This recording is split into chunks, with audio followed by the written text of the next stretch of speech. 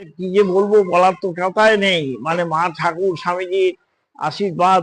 আর আমি তো আজকে 50-60 বছর আছি, কিন্তু শ্রী শ্রী মায়েরই কথা একটা বলি, যে এমন পুরা দেশ এই বাচ্চারা লেখাপড়াও শিখতে পারছে না, আর অসুবিধে চরম। তা এখন সেই যে মা দেখেন যে এই যে জয়রাম মাটিতে রেল চলবে, এটা তো আমরা স্বপ্নই করতে পারছি না। আজকে আমি এই 60 বছরের ভেতরে আমি রেলের যখন শব্দ পাই তখন ভাবি যে হায় ঠাকুর, হায় মা, তুমি দেখো যে তোমার দেশটা কি হচ্ছে।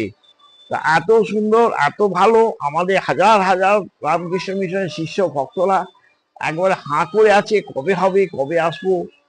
আর এই যে সুবিধা, পাবলিকের যে কত সুবিধা হয়েছে তা বলে শেষ করতে পারবো না।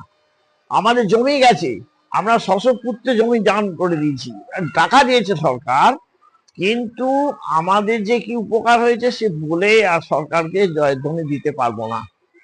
এত ভালো হয়েছে, কত পুণ্যার্থী হো হো শব্দ আসবে আমাদের এই জয়রাম মাটিতে। তাতে করে পাবলিকেরও অনেক বেচা কেনা থেকে আরম্ভ করে অনেক কিছু উপকার হবে, প্রত্যেকেই কেনার হবে। আমাদেরও সেই আশ্রমে সবাই আসবে, ভক্তরা সব আসবে, সবাই এই পুণ্যার্থী দর্শন করতে আসবে।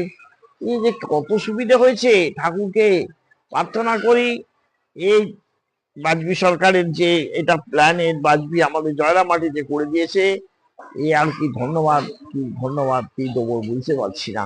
ভগবান মঙ্গল করবেন আমাদের এই পুণ্যার্থীতে। এই আমাদের জয়রাম মাটিতে জয়রাম মাটি স্টেশন হয়েছে, খুব ভালো হয়েছে। ঠাকুর মঙ্গল করবেন, আমরা সেই হিসাবে প্রার্থনা করব।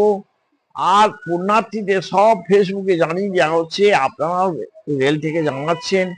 তবে কামারপুরটা জুড়ে দিলেই আমাদের সবচেয়ে আরো ভালো হয়। তবে কাজ হচ্ছে, হয়ে যাবে, দেখছি সব প্রচুর কাজ হচ্ছে এখানটায়।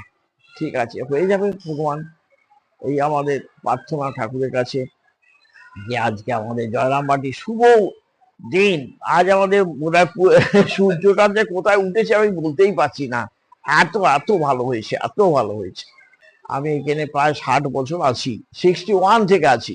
এখন লণ্ঠনে আলো, এখন ছিল না বিদ্যুৎ বিজলি, কিছুই ছিল না। আজকে সেই সব দেখছি, তো দেখে ভাবছি যে কোথায় আমরা আসছি বা কোথায় গেছি, আরো কত কি হবে। এই আর কি, ভগবান মঙ্গল করবেন।